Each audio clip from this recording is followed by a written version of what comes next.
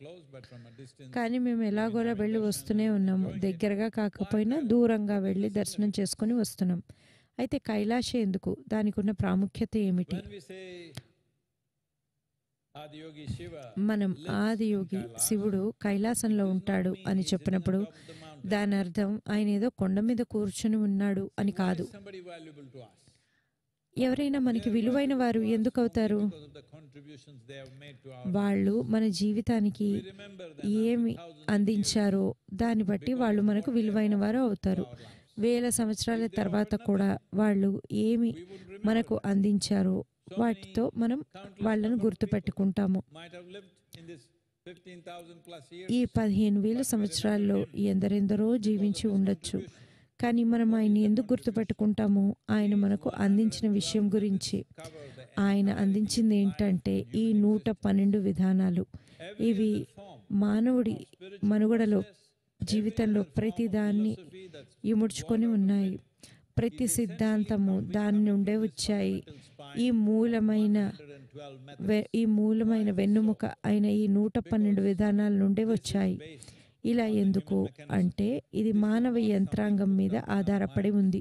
ఇది This మన is మనస్సులో a very ఆలోచించుకున్నది keen కాదు. observation ఇది of human ఎంతో mechanism. దగ్గరగా How it గమనించి functions and మానవ what are all the యంత్రాంగం things we can do ఎలా with it. పనిచేస్తుంది, In how మనం many దానితో ways we ఏమి can చేయగలం, elevate it in such a దాన్ని way ఎన్ని విధాలుగా that a human పెంపొందించగలం, being can ఎలా live ఉన్నతం godlike. చేయగలం, మనిషి దేవుళ్ళ జీవించగలిగేలా ఎలా చేయగలం అని మనం పరిశోధించాము.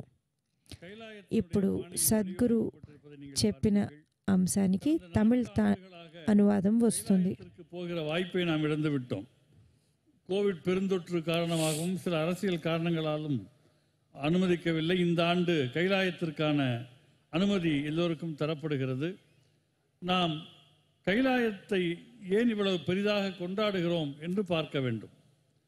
ஆதியோகி கைலாயத்தில் வாழ்கிறார் என்று சொன்னால் ஏதோ அந்த மலை உச்சியில் அவர் அமர்ந்திருக்கிறார் என்று அர்த்தம் இல்லை. வாழ்வில் ஒருவர் ஏன் மதிப்பு மிக்கவராக ஆகிறார் என்று நீங்கள் பார்த்தால் வாழ்க்கைக்கு அவருடைய பங்களிப்பு காரணமாக அவர் மதிப்பு மிக்கவராகிறார். இந்த 15,000க்கும் கூடுதலான ஆண்டுகளில் கோடிக்கணக்கானவர்கள் இங்கே வாழ்ந்திருக்கக்கூடும். அவர்கள் எல்லோரையும் நாம் ஞாபகத்தில் வைத்திருப்பதில்லை.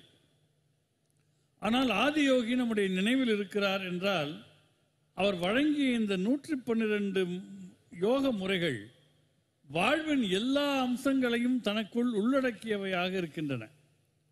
உடல் அளவிலான அசைவுகளில் தொடங்கி பெரும் பெரும் தத்துவங்கள் வரை அனைத்தும் உருவானதற்கான மூல முதுகெலும்பாக ஆதியோகி விளங்குகிறார்.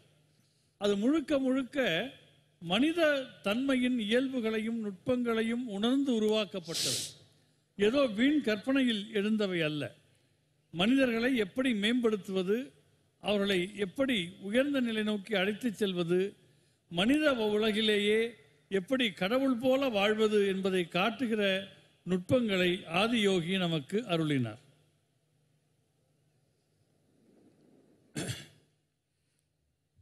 These 112 ways ఈ 112 విధానాలు were being expounded ఇవి to the 7 sages సప్త ఋషులకు, or those celebrated sages today that we refer to as Eenadu Saptarishis. మనం సప్త ఋషులుగా అనే ఈ And Devi Parvati ఋషులకు was a witness అందించబడ్డాయి. to all this.